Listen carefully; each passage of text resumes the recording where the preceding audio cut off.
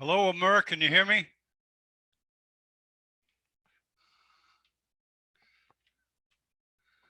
How you doing? Fine, thank you. How are you, Mr. John? Welcome.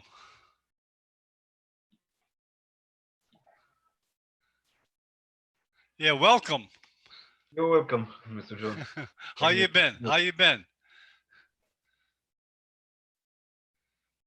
Okay, I'll be back, okay? Okay.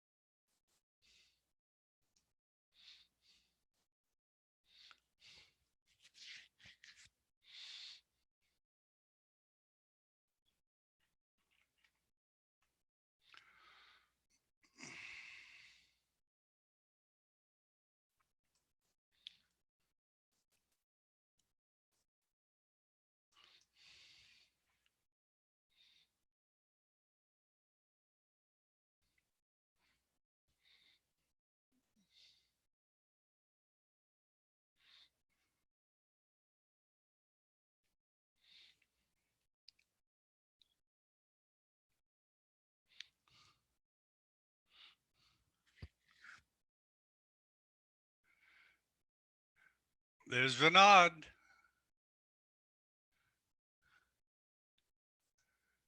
Yes, John. Hi. Hey, how you been, Vinod? Yeah, I'm here, but it's actually, as always, I'm driving. I'll be home in 5 to 10 minutes. Oh, that's fine. But I'm on. I'm with you. I'm with you. I'm with the panel. Yeah, well, yeah, you're always participating from cars. You spend a lot of time in cars. Right. Actually, I went to a pool with the kids and I'm just coming back home. Oh, have you been up to Nepal lately? Hi, what's your name? What's your name? Oh, beautiful kids. Beautiful kids. Wow. Wow, you're very lucky. So yeah, it's Naran. Naran is very active, huh, on the internet? You know Naran, right? Yeah. Actually, yeah. He's very active, very active. Okay, I see you. I see you. I see you. Yeah, Okay. okay. Okay. Okay.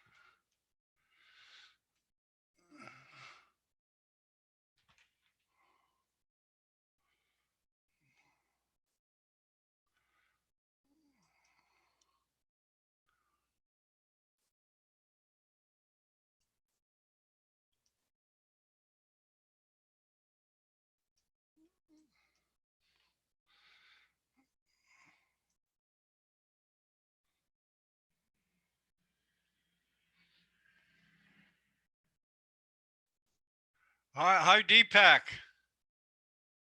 Can you hear me?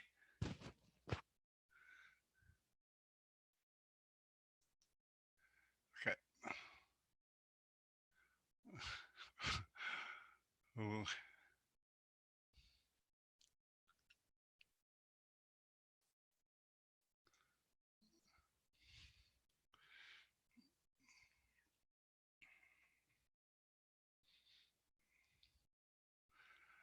Oh, okay, folks, we're waiting for Ipe. I guess he wants to make a Hollywood entrance. No, he's probably busy. Got something that came up. You know how it goes.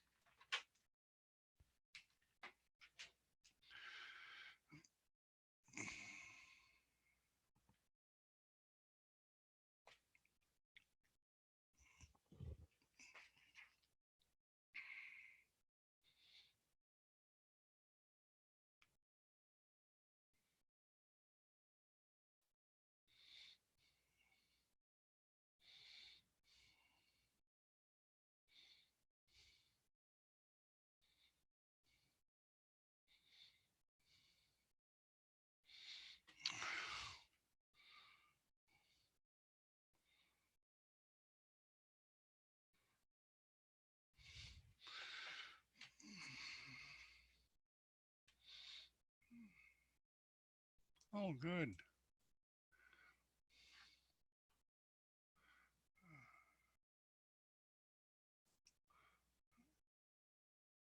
Hello, Deepak. Oh, Khalif. Wow. Getting a good crowd here today.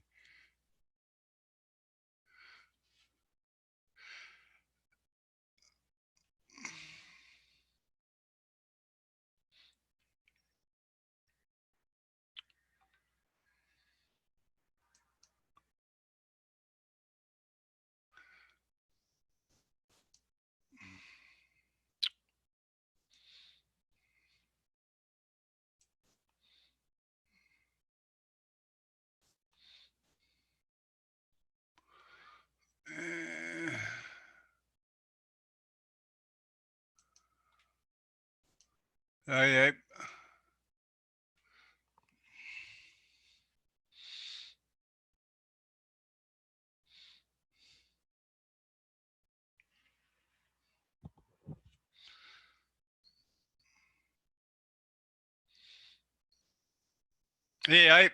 can you hear me?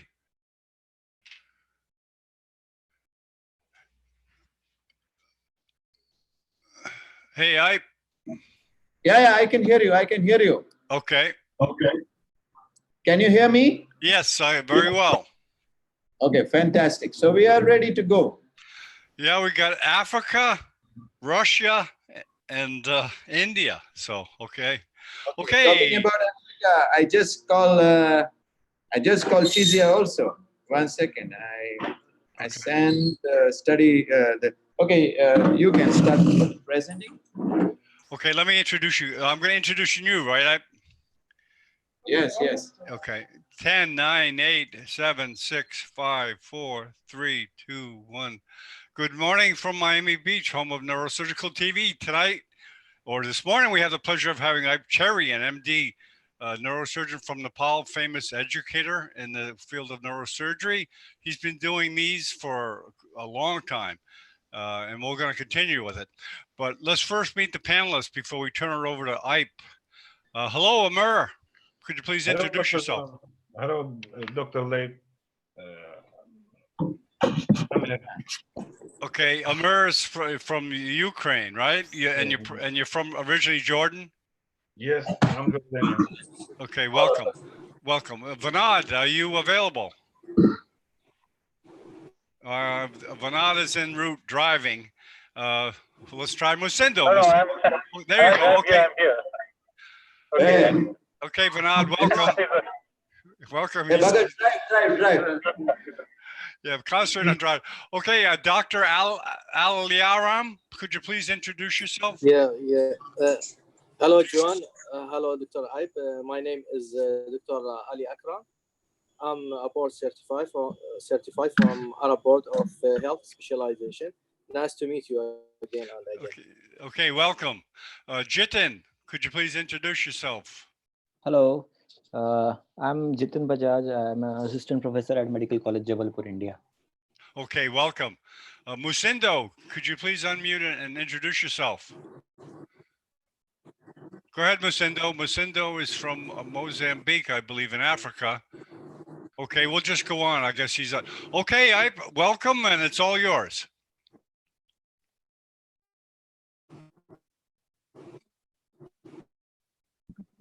Can you hear me, John? Yes, I can hear you. Right. So let me introduce our group. So we have Muhammad Al Aswad from Egypt. Can you see Muhammad from Egypt? Yes. And we have our Emmanuel from Mexico. Bienvenidos. You have Edmundo from Peru. Hello, nice to see you.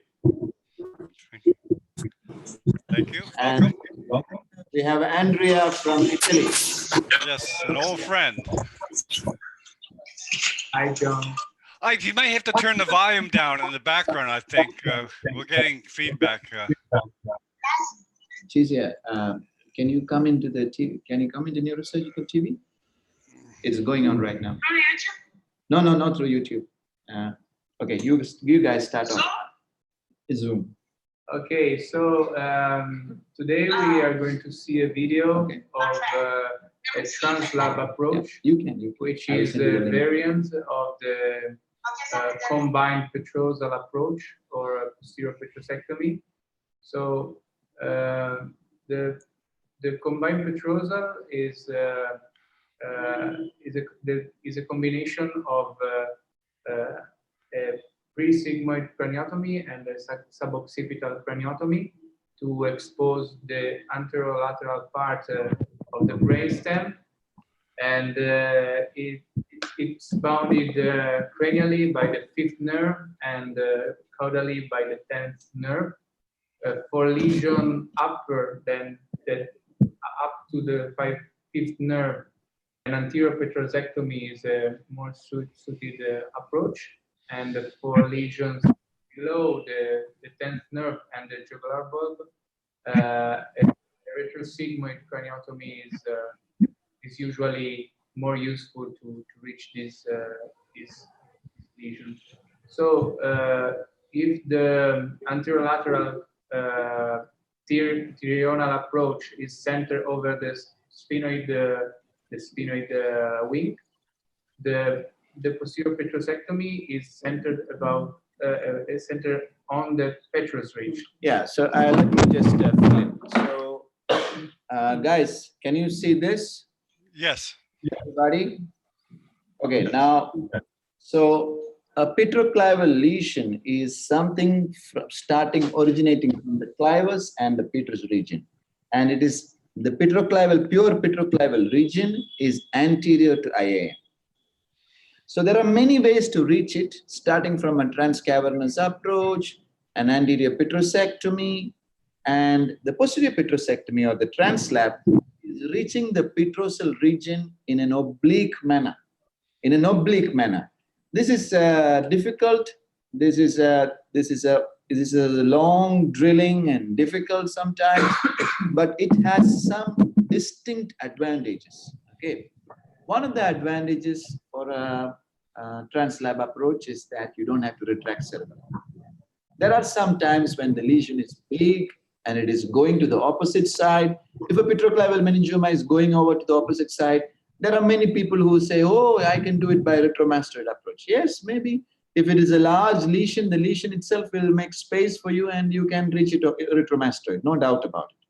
But it's always better to do a translab approach and then reach it. Okay, it's not easy. I always tend to have an ENT colleague of mine with me because we know the anatomy for sure. We know the anatomy of the translab drilling, but you cannot drill yourself and take out the tumor yourself. It's very, very difficult because by the time you've finished your drilling, your hand will be tired, and then either you do it next day or you have to drill turn by turn. Okay. So this is the thing. So today, Andrea will show you the translap. So first we start off with the mastoidectomy. And after the mastoidectomy, we identify the facial nerve. After facial nerve and the sigmoid sinus, we identify. Then we go above the mastoid is the temporal tegment. So you remove the temporal tegment, and then you go into the semicircular canals and remove the semicircular canals so that you find the IAM, okay, the internal auditory meatus. This would be, and then you can remove a little bit of temporal bone also, and then you can, when you cut the dura, you can cut the dura in such a way that you can cut the dura parallel just the inferior part of the temporal lobe, and then parallel to the sigmoid sinus, and then you can connect both by tying off the superior petrosus sinus and cutting the tent anteriorly, and then taking out the whole the whole tent and the dura anteriorly, so that you can get the apex of the CP angle. Okay, this is how it is done. So that is what we are going to do. Another good approach is an extended anterior petrosectomy, which is not this difficult and which is much better actually in petroclival lesions. I would recommend that as well. So that approach also we will see some other time. Okay, so now Andrea is going to show you what they did 2 weeks before.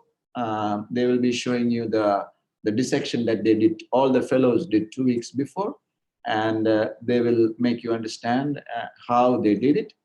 Next week, tomorrow onwards, we are starting dissections again. So that will be middle fossa, extended middle fossa approaches. And that we will be able to do it on the Super Sunday next week. And after the next week, the Super Sunday will be from our conference. So December 7 to 9, we are having our main conference, and we are asking John to relay every talk and every cadaver dissections, endoscopic, open, anastomosis, every type of anastomosis, everything will be discussed here. Everything will be shown by faculty. If we will also tell you if there are live surgeries.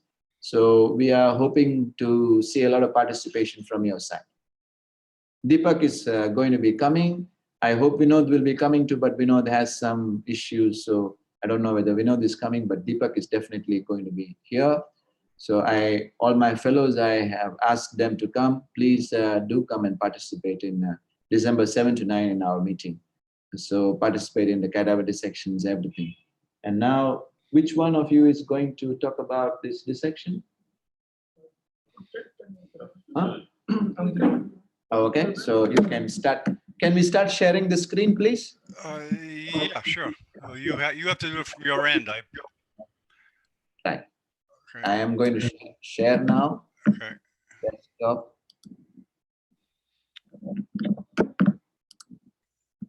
Okay, and then we go to Translab approach. Yeah, Andrea, you may need to come here. Yes, it would be better if we get in front. Yeah. So.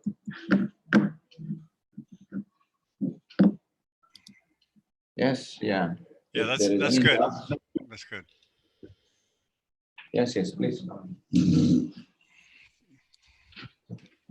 Okay, so here you see a left side. I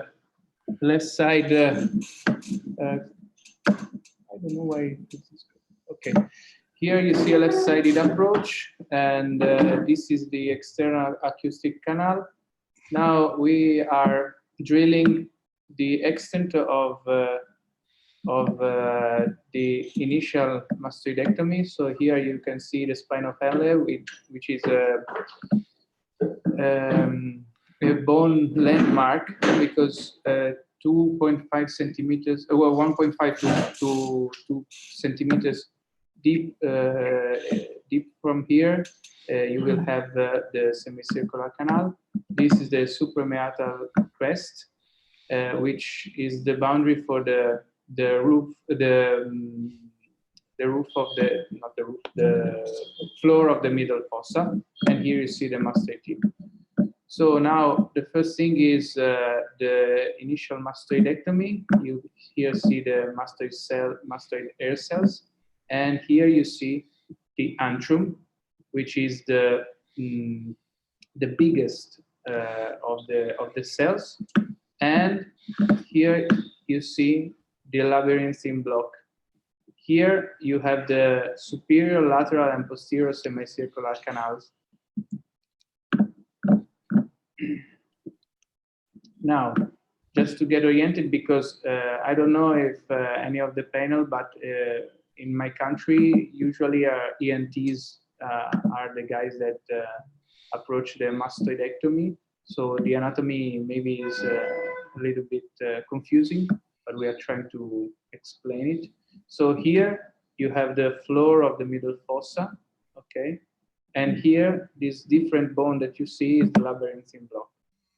Now, the other landmark that we are going to expose, and here you're starting to see, is the incus. The incus is inside the middle ear. Okay, so here in this region, deeper you have the middle ear, and deeper here you have the malleus, and here you have the stapes. Okay, and now we are starting to drilling again the mastoid air cells towards the jugular bulb.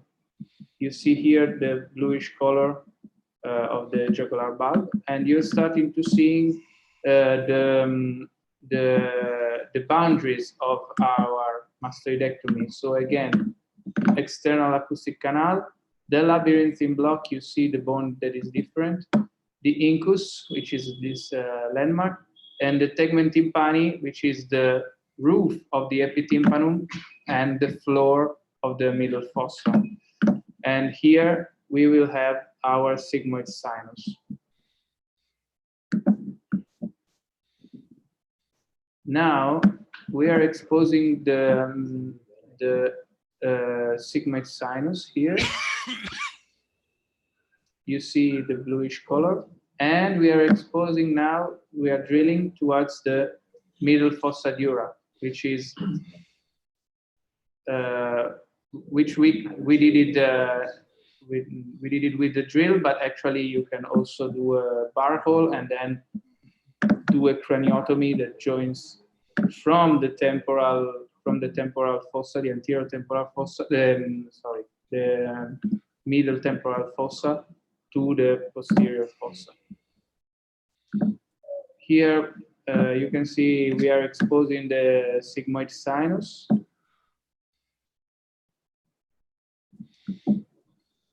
Which is this bluish color. Actually, usually when neurosurgeons perform this kind of approach, the sigmoid sinus is the first landmark that they look for. It's not there's not a big difference. It's just that we are used to look for the sigmoid sinus for example, the retrosigmoid craniotomy. But really, there are no. It's just a matter of habits. So here now we are eggshelling the sigmoid sinus. You see here the middle fossa dura exposed. Now the last bone over the sigmoid sinus is removed, and you start to see here the posterior fossa dura, okay, that we are going to cut and open. This is the sinodural angle, okay, and the superior petrosal sinus will be found here. Okay, so now you see that the sigmoid sinus is completely exposed and the posterior fossa dura as well.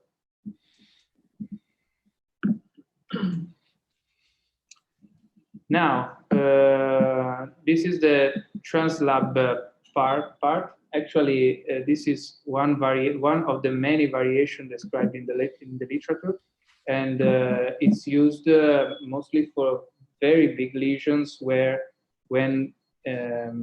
you don't have to preserve the hearing of the patient, of course. So now we are exposing and opening the semicircular canal. Usually, if it is here, okay, here is the lateral semicircular canal, which is open, now you see, and here these two holes is the posterior semicircular canal. Usually in the living, it is possible to eggshell these canals. In the cadaver, it's very difficult, but you can just open them.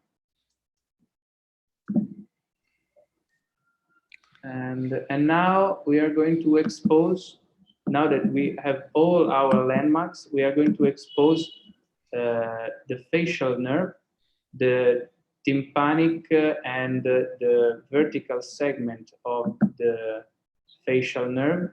We are now unroofing the facial canal, and you will start to see this is the facial nerve, and this is the chorda tympani, okay, and this is the facial recess. So you see, this is the vertical segment of the facial nerve that will go vertically down to the stylomastoid foramen, just below the mastoid tip. You see the chorda tympani, which is in close relationship with the incus and with the structures of the middle ear. You see the lateral semicircular canal exposed and open, and the posterior semicircular canal. Here we also showed this thing, which is for me, for example, it was something that I did not realize it at first. This is actually the arcuate eminence, which we are used to look for and to see from a different angle, from a superior angle, when we approach an anterior petrosal approach, and we look for the arcuate eminence to have a landmark for the labyrinth, for the ICA and for the cochlea. But it's actually the arcuate eminence is, it can be seen, yes, also from this approach. Yeah, now we are drilling the superior semicircular canal, which is actually the arcuate eminence. yeah. And oh, yeah, now we are exposing the structures of the middle ear. Here now you see, you start to see the, the head of the malleus, which articulates with the incus and the stapes.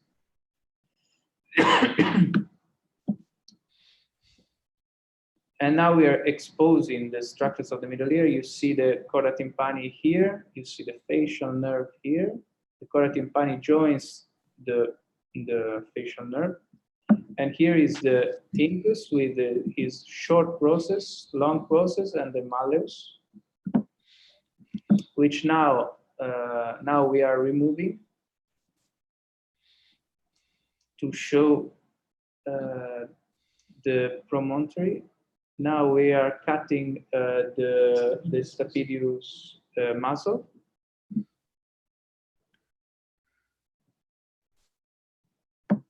And this is the promontory with the Jacobson nerves on his surface, which is a branch of the glossopharyngeal nerve. Now we are drilling. This is this is Dr. Cherian's, which is drilling the cochlea. The cochlea is just anterior and deep to the labyrinth, and so this is the petrous bone, which if we keep drilling reach the clivus, actually the clival bone, and this structure which is exposed is the C7 carotid, is the vertical segment of the petrous carotid, which just above there turns into the horizontal segment of the ICA, of the petrosal ICA. This is the drilling of the final drilling of the last part of the labyrinth, and deep to the labyrinth. Here we are, our superior semicircular canal. We have the vestibule, and just deeper to that we have the inner, internal acoustic canal, which I don't think we are roofed. Yes, of course we are roofed. So we are performing the last part of the labyrinthine drilling. So this is the vestibule.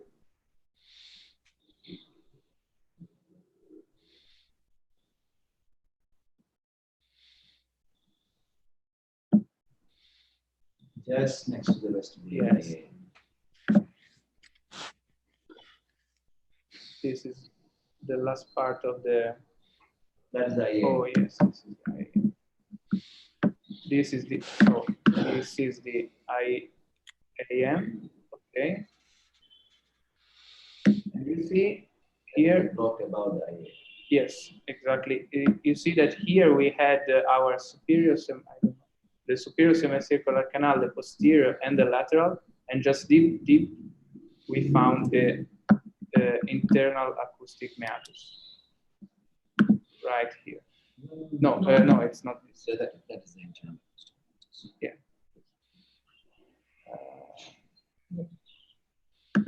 IAM is coming Yes. like that. IAM is coming like that. Yeah, the first genu of the. Yeah, this is the jugular bulb will be here, and you have to remove this block. So you have to go 270 degrees during the IAM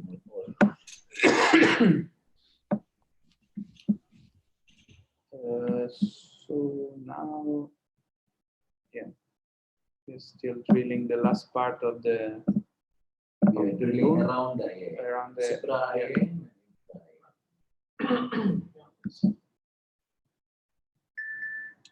and now we are going towards the jugular bulb. This is the posterior fossa dura, and we are exposing the jugular bulb.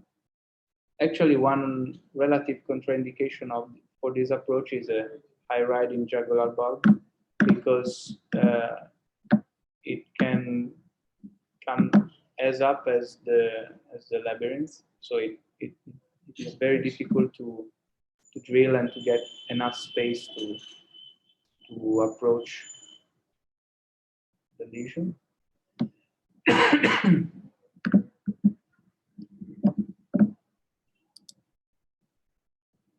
Yeah, Now you can see the IAM. yeah. Now you can see the IAM here completely exposed. Up to the field.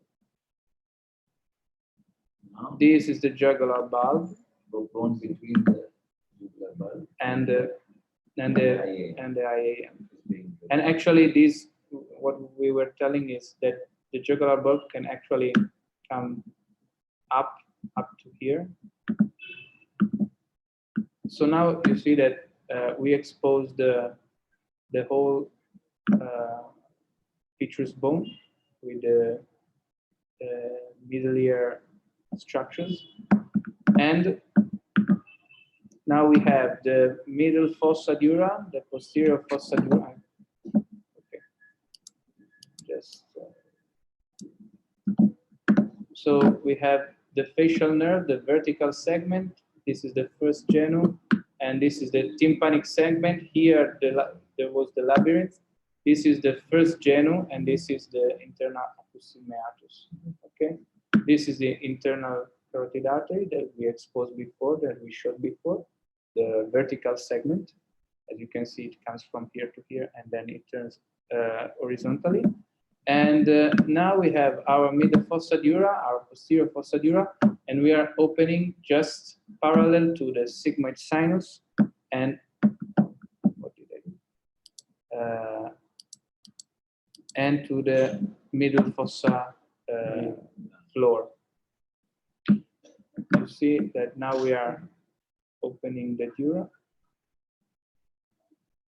and we want to here in the sinodural angle there will be the superior petrosal sinus, which can be coagulated or ligated before actually opening, and after disconnecting the sigmoid sinus from the superior petrosal sinus, you can just retract, put a spatula or a retractor on the sigmoid sinus to retract it and to get more space intradurally. So now we are cutting the dura.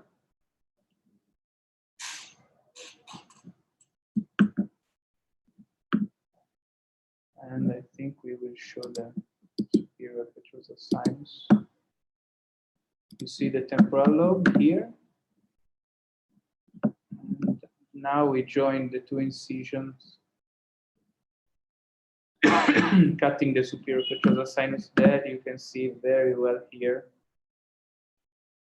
this cavity. The next thing to do is to cut the tentorium. The tentorium must be cut towards its posterior aspect, because you need to, before cutting too anteriorly, you need to identify the fourth nerve, which is crossing the tentorium just before the tentorial incisor, and cutting the tentorium. Okay, you see, this is the temporal lobe, the middle fossa dura. This is the superior petrosal sinus, okay, that in a live surgery must be ligated. And now you will see that we have access to, a bit spoiled, but this is a brainstem. So we have actually access to the lateral and anterior part this, okay, this you maybe you don't see it very well, but this is the two vertebral arteries joining to the basilar artery. Okay, this is the brainstem. This is the fifth nerve, I think. Oh, that is, yeah, this is the fifth nerve. Here it's from top to bottom, so we exposed the 10th and 9th rootlets, yes, and the 11th nerve coming from below. Okay, 7th, 8th, and yeah, 7th, 8th is just above. Oh yeah, no, this yes, this is the contralateral side. This is the vagus nerve roots of the contralateral side. Yeah, on the vertebral artery.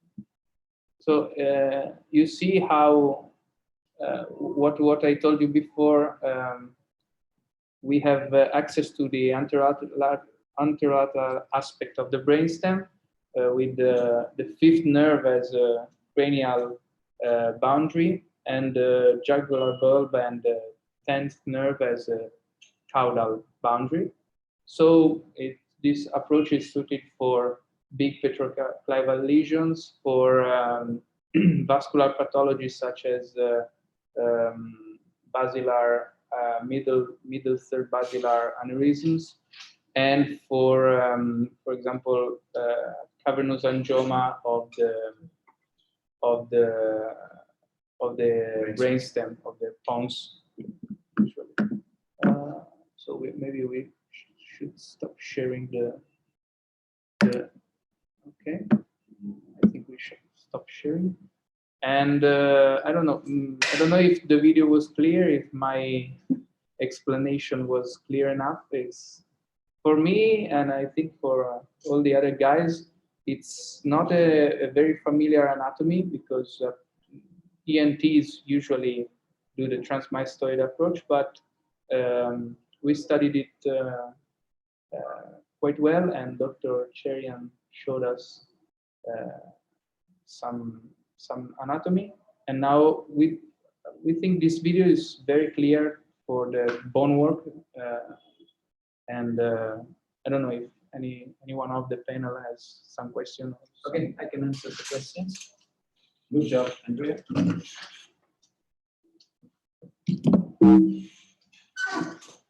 Yes, guys, our ENT colleague also helped us. Dr. Sanjeev Thakur was very helpful for these dissections, along with the boys. And if there is any doubts or anything, please ask. Go ahead and ask.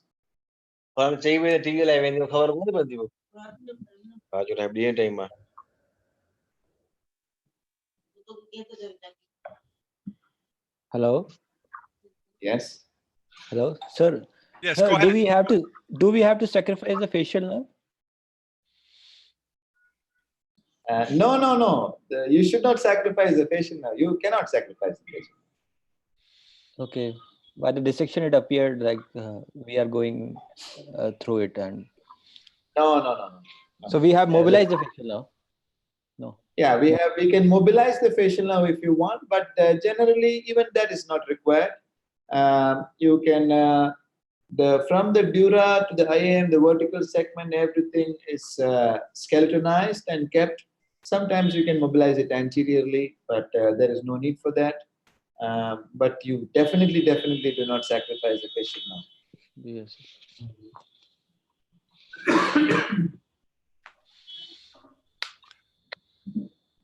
Any more comments, questions for Hype and the panelists? Remarks, comments?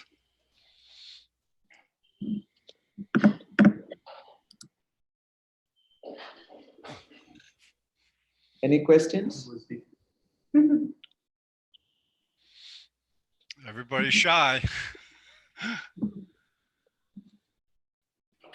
Okay, John, let me ask a question. Yes, go ahead. Yeah, please, go ahead. Dr. Aib, how common you are using this approach, and in comparison to classical trional and retrosigmoid approach or modified orbitozygomatic approach. Actually, during my lengthy training in neurosurgery, I may say I even did not see this approach at least once. Yeah. So yes, I just recently used for a vitreoretinal meningioma, but it is, as you said, it's a very uncommon approach. You know, it's I mean, if I ask you to learn 3 approaches for neurosurgery, this will not figure in one of them for sure. You can survive and you can do good neurosurgery without doing this approach, okay, without knowing this approach. But there are some times, for example, there is a large lesion and there is no cisterns seen. Let us say that the tonsils have already herniated. Cerebellar retraction is going to be a big problem for you. Hearing is already gone. In this kind of a case, and you have an ENT colleague who's going to do all the drilling for you, in this case, then you can do this approach. It's not your day-to-day. Obviously, it's not your day-to-day approach. But actually, it's very interesting to learn it. Yes. So one of the good things about skull base is that you see skull base from every single angle. You don't have to necessarily do it, but if you see skull base from every single angle, then your understanding of skull base goes up and up and up. Okay. So this is one thing. I mean, earlier when we used to do the dissections, we used to do drilling, which nobody will ever do on a live bone, live patient. Okay. But we used to do it because we wanted to know what is beyond it. How is the carotid? How is this vessel? How is that vessel? Where is this cranial nerve? We wanted to see it. And that's why we did it. And then we understood where is each structure. So in skull base, as you go from endoscopic to anterolateral to lateral to, lateral skull base to posterolateral to extreme lateral, as you go on your journey, you must understand that all the structures in the middle, they are separated by very little. I can go from the anterolateral approach and get the basilar. I can come from the mastoidectomy and get the basilar. I can go from the middle fossa and get the basilar. But each of these has their angles. Each time basilar looks different. Okay, so you should, if you see the basilar from different perspectives, your understanding of skull base is much better. This is the important thing. Okay, thank you.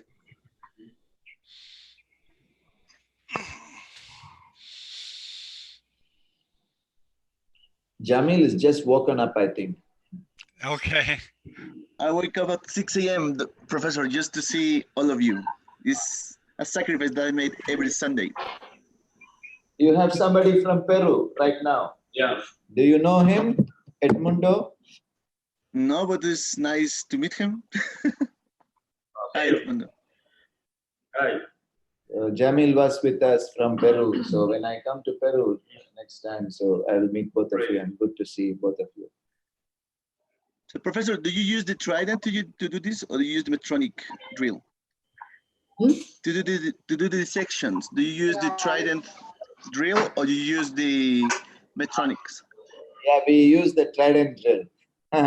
The trident is very good drill, excellent drill, except for the fact that long handpiece, they have to make it a little bit more better. Otherwise, its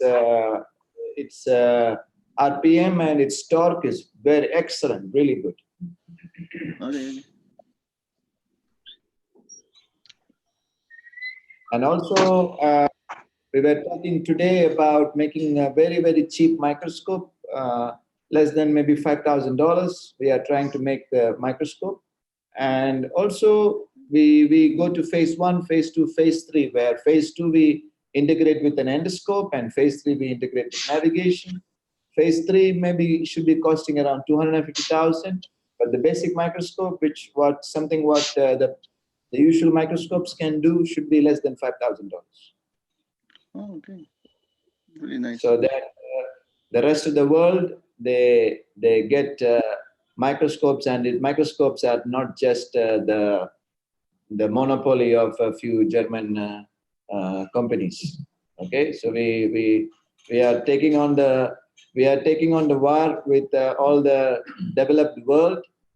First, starting with cystonostomy, we are making sure that it is not the 1/6 of the population who is defining how to do trauma. Now we are taking on the world, saying that these microscopes, now it is ridiculous. The microscope costs and the CUSA and the rest of the costs are just ridiculous. They are, they are not practical for most of the neurosurgeons. Most of the neurosurgeons is not practical.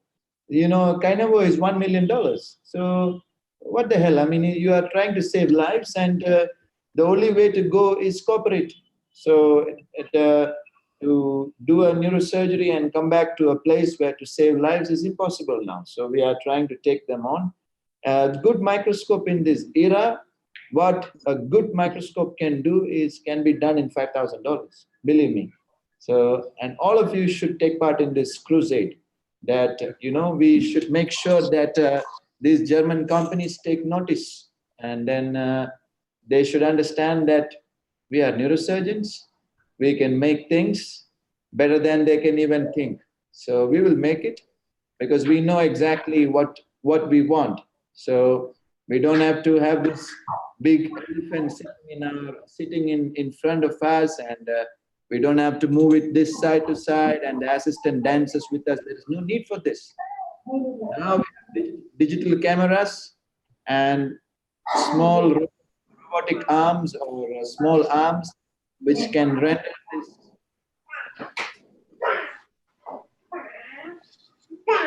That's very nice, sir. Admiring, sir.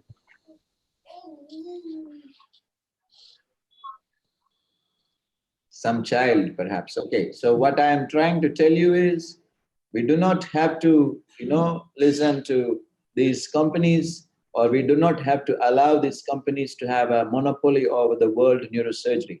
So we can, and please wake up, all the young neurosurgeons, please wake up to the fact that if you don't do microneurosurgery, you should not be termed neurosurgeons. This is our philosophy now. If you write, it's not neurosurgery. If you do research, it's not neurosurgery. If you do a psychological evaluation for an ACOM, not neurosurgery. What is neurosurgery? Go to the lab, operate, go to the lab, dissect, operate in a way that others think is magic. Okay, that is neurosurgery. The rest of the things are corollary. It should be done by your secretaries. It should be done by your statisticians. It must be done by somebody else, okay, not you. As neurosurgeons, what you need to do is take your instruments, go to the theater, operate the most difficult cases. Anybody who tells you other than this, don't listen to them. Research methodology. I'm sorry, some of my friends are into all this. They are lovely people. But for me, I am radical and I am firebrand. I like it this way. If you are supposed to be called as a neurosurgeon, this is not for you. You should allow somebody else to analyze your data. You should give your data to somebody else, let them analyze. Let somebody else do your neuropsych assessment and things like that. But you should be perfect in surgery, okay? Very good.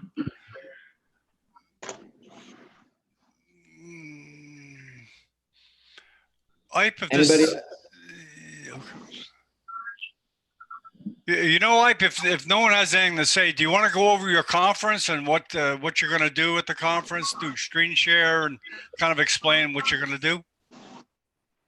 Yeah, in the conference we will have around 30 faculty. So maybe from 2 rooms, we will the conference will be focusing. Can you get that background voice off, John? The background noise, no, I can't do it from here.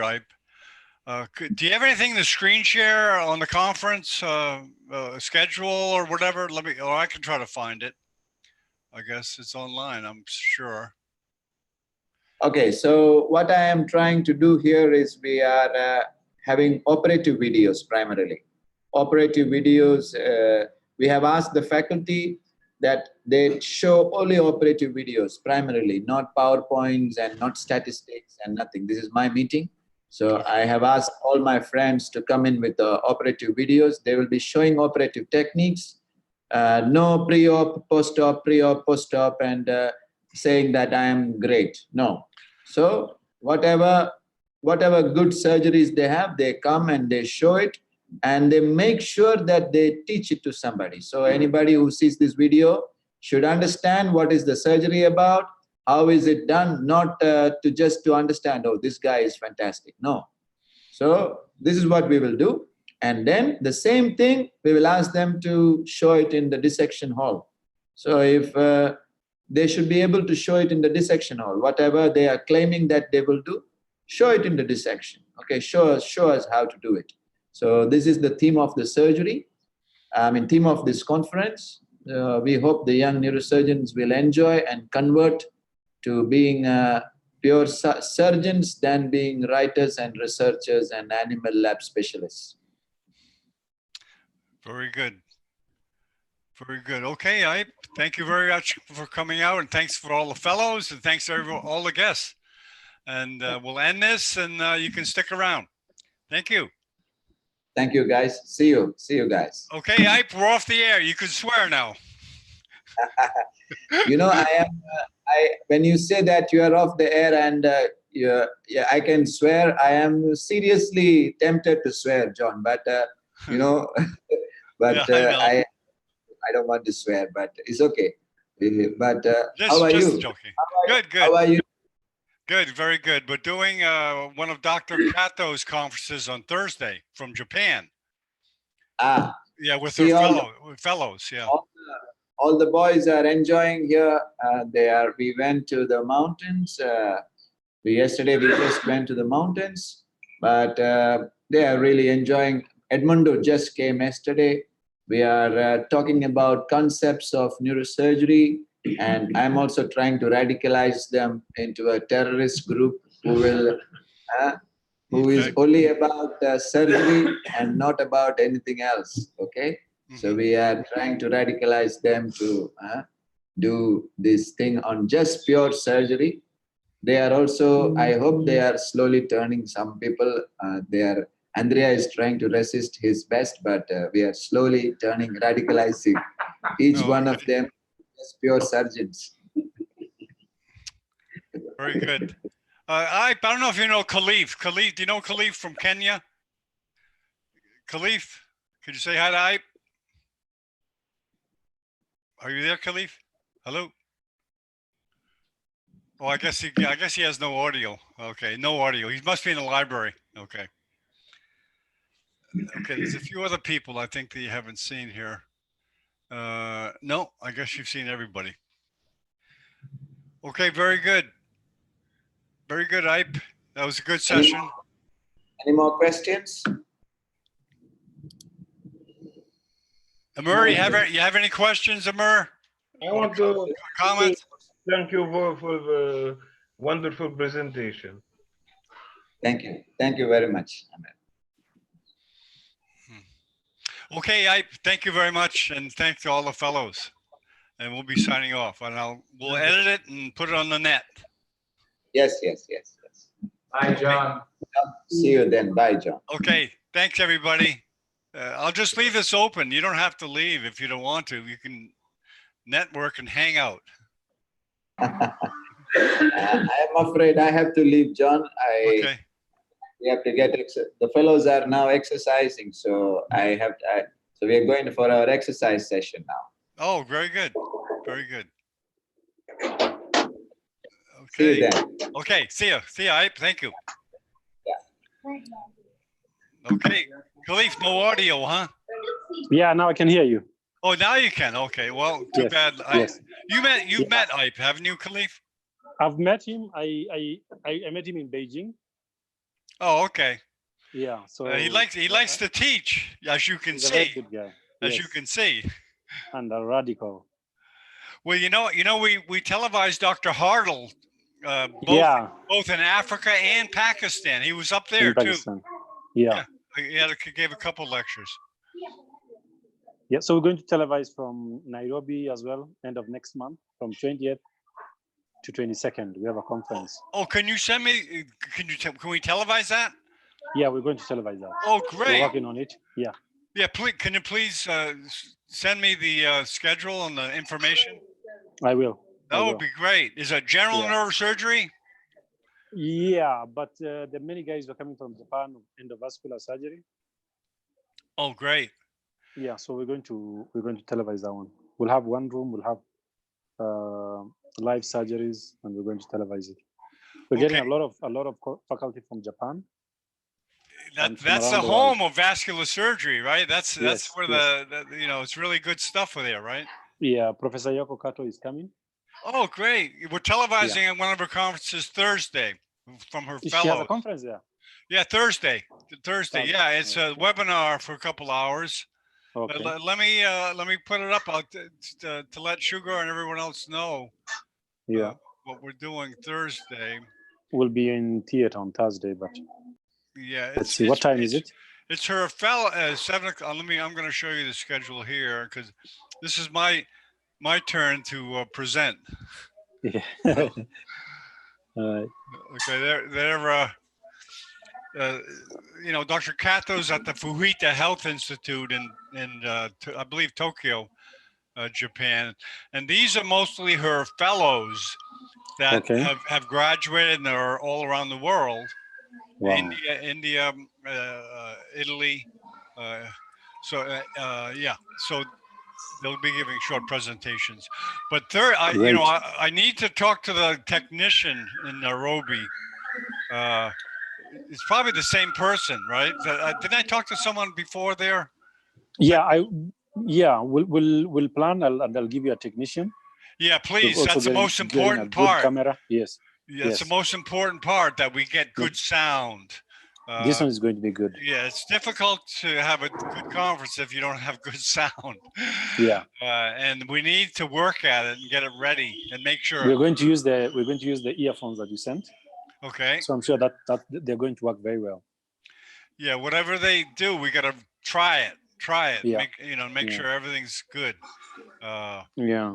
But that's the important part. So, Sugar, how are things in Peru? Sugar have you met Sugar, Dr. Khalif in Amur? Yes, we've met. I met him here before. Oh, okay. Yeah. Okay, and Amur is from the Ukraine, originally from Jordan. So, yeah. So how are things in Peru? Who's from Ukraine? Who's from Ukraine? Yeah, Amur, you're from Palestine or Jordan originally? From Jordan. From Jordan. Okay, Dr. Sabaya. We televise him every Wednesday, Dr. Sabaya from Amman. They have a beautiful Amir is now in Ukraine? Yes, I'm in Ukraine. Oh, okay. So you speak Russian? I speak Russian, Arabic, English. Yeah, I find it amazing that neurosurgeons go to China and Russia because it's a different alphabet. It's not like learning Spanish where the alphabet's the same. If you learn Chinese or Russian, it's different alphabet. Amir, I also speak Russian. Oh, you do? Здравствуйте. Здравствуйте. Ну, я уже давно русский язык не разговаривал. Я закончил давно. 2012 я закончил. В каком году? 2012. А в каком городе? Я был в Саратове. Саратов, это в России? Да. Да, в России, да. Это далеко от вас. Ты в каком городе? Я в Донецкой области, Украина. Донецкая область. Сейчас все приятно там? Нет, это всякое. Нормально, да? Слава Богу, слава Богу. Молодец, машаллах. Я за отделением. Уже за отделением? Да. Значит, там жили уже давно, наверное. Конечно. Mr. John, can I show one video test? Yeah, sure. Translate. Давай. Let me get off this, sir.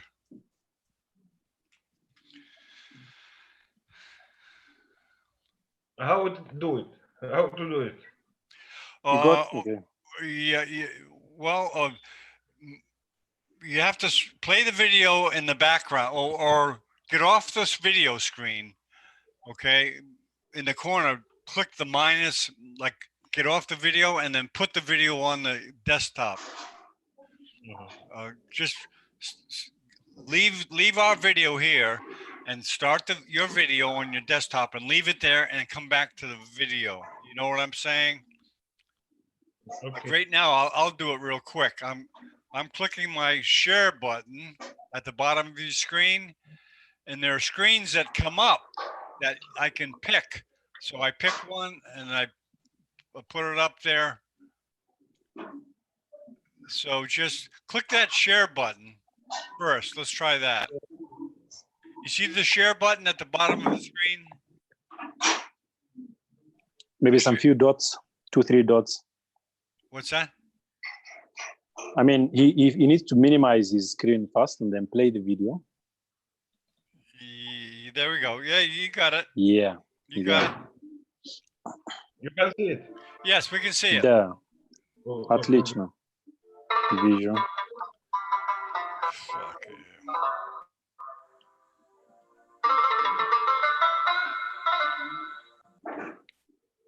It's me. Oh, okay, very good. I use meningioma. Oh, this is a bad one. It is a bad one.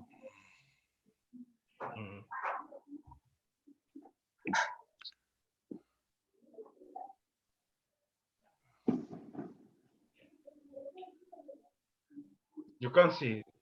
We can see. Oh. Да.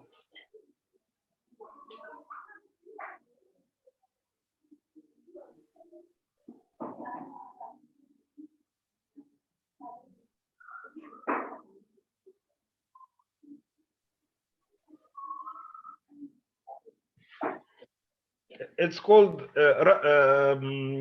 Russian size. Видишь, русский размер, да. Это очень большой. А каком это у него были? Symptoms? Seizure, наверное. Blindness уже. Нет? Да, судороги в основном. Да. Но это очень большое. Да. Weakness in right leg. Right side. Right. Сколько лет? По-моему, 60 лет. 60. Молодец. Вообще все уже. Да. Это... молодец. Молодец. Вы это зав. Отделение в кафедре, да? Да, зав. Отделение. О, молодец. Wow. You speak good Russian, Super. Khalif. Да. I remember some Russian, but I forgot. It's been a while. It's almost 7 years. How many years now? 7 years. Wow. And that's a big meningioma. It's a huge meningioma. And you got the whole of it. And, you do endovascular? Yes, we do endovascular, but yeah. Oh, okay. Это радиология, да? Или нейрохирургия? Нейрохирургия. Нейрохирургия, да? Ага. Okay.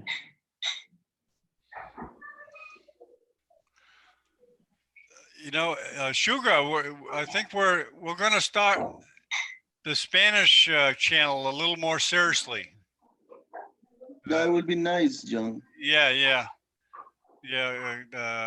We had it going for a while, but then I started concentrating on the English. But I think we're going to start because I have some help, and I may go down to Mexico City for a while. Because there's a sizable neurosurgery community that likes their conferences in Spanish, which surprised me, because I say to some people from different countries, "Oh, we can do it in your language," but they say, "Oh no, we want it in English," But and there in Latin America, they said, yeah, that'd be great. Let's try it in Spanish. So we'll be doing more of that.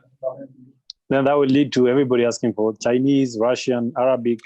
Well, I thought so, but I thought so because we're not far away from having programs that immediately translate into any language you want. Okay. At the bottom of the screen, like you know what I mean, like subtitles. Is that possible? It's getting close with artificial intelligence. It's getting close. I think within the next year or two, it'll be, you can talk right now and any language will be a subtitle. Wow. We're not far from that. So it'd be a moot point. But in the meanwhile, if someone came to me, we done one in Russian, and I didn't know what they're saying. I just opened it, and we've done it in Arabic. We did one. So we're certainly open for it if it happens. It should happen. Russia is such a big country. I mean, it's huge.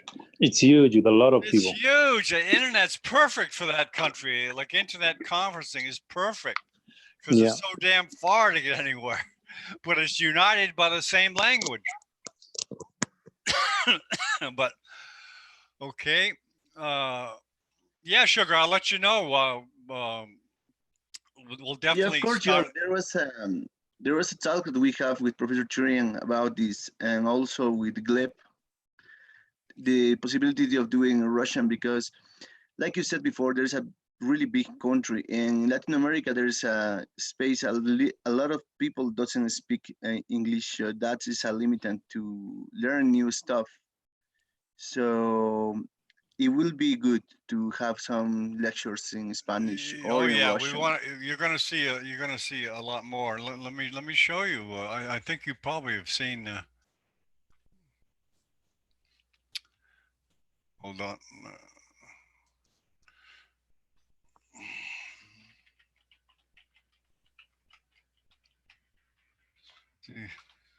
This is the Spanish channel. Let me do the screen share here.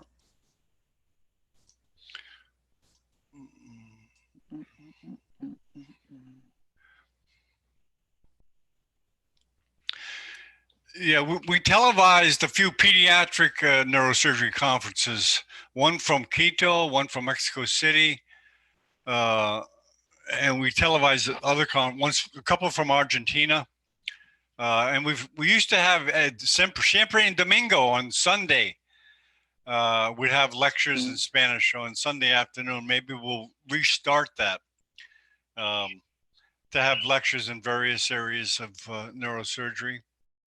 Let's see, here's presentation. Okay. Oh, I'm not logged in. Well, you can look at that website to see the lectures we've had, but yeah, I'll keep you. Yeah, Cusco. We tried televising. You're in Cusco, right, Sugar? Yes. Yeah, we tried televising once some type of anatomy. I think with Francis Miranda, I believe.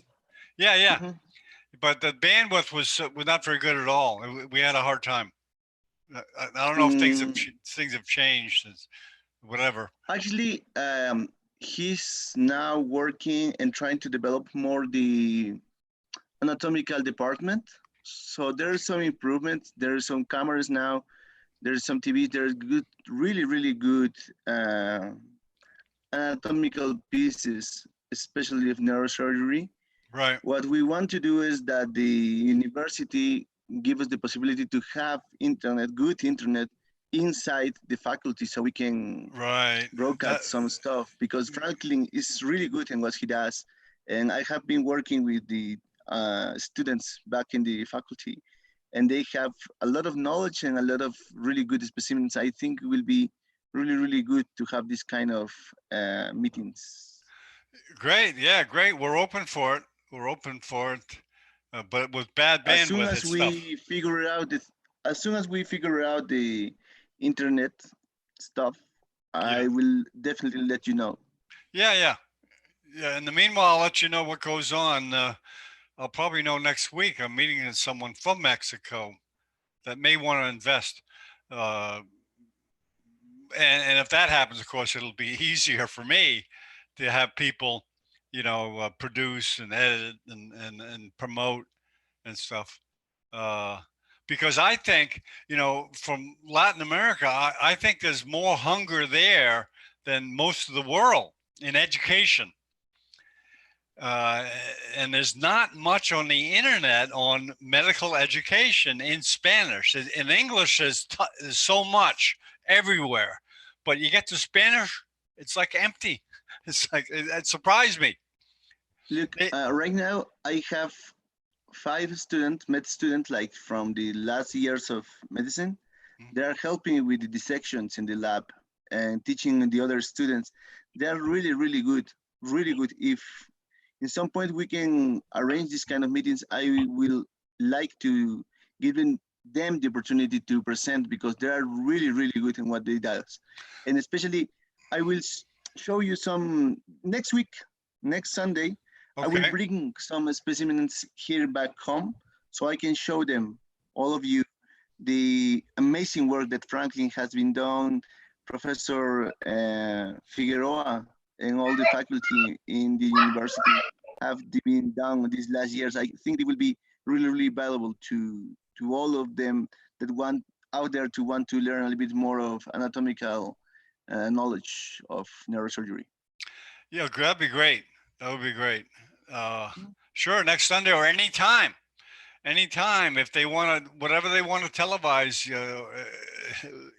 we can try it. I mean, I think it's important just to do it, just to do it and then work it out, try it. And maybe we can talk about some lectures about 1 or 2 stuff like you are doing with the African Association of Sure. We could have a Peru. Believe me, I think the Spanish channel is going to go first before all the other channels. I think that's going to hit big first before the other ones. Okay, John, these guys, my guys are really, really good in anatomy. So I think they can teach really, really good. They're really well, you good. know what? Tell them to send me an email and I'll just have a chat with them like I'm chatting with you. Okay. You know what I mean? Like just a meeting, informal, and then okay. And then podemos hablar sobre los detalles que necesita hacer, el concepto y todo esto. Informal. Yeah, maybe during the week we can arrange that, and maybe at night here, like 8 or 9. Yeah, sure. So I can bring it back here in my home. Because cualquier tiempo. Vamos a hablar y planear algo. Y ellos pueden conocer la plataforma de Zoom y yo puedo mostrar qué puedo hacer. Okay, John. Okay. That will be great. Okay. Good. Okay, guys, I've got to. Tengo que ir. I've got to go. Amir, thank you very much. Musindo, thank you. Bye. Bye-bye. Bye, guys.